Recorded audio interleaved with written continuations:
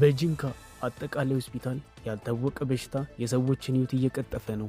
ጂንካ ከተማ በደቡብ ኢትዮጵያ ክልል አሪ ዞን የሚገኘው ጂንካ አጠቃላይ ሆስፒታል ከቀናት ሕመም በኋላ ለሞት እየዳረገ ባለውና ምንነቱ ባልታወቀ በሽታ ምክንያት በከፍተኛ ድንጋጤ ውስጥ መሆኑ ተዘገበ።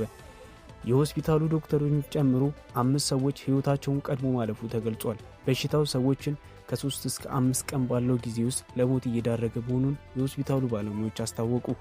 በሆስፒታሉ ውስጥ ያሉ የጤና ባለሙያዎች በሽታው ምንነት ማወቅ እንዳልቻሉ ገልጿል።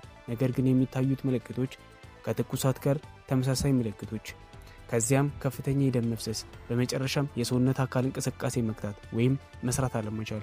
በሆስፒታሉና በጂንካ ከተማ ውስጥ ከፍተኛ መረበሽና ድንጋጤ ነግሷል። የጤና ባለሙያዎቹ ለክልሉ መንግስት ሪፖርት መደረጉን ገልጸው ተገቢውን ትኩረትና አፋጣኝ ምላሽ ባለማግኘታቸው ስጋት ውስጥ መሆናቸውን አሳስበዋል።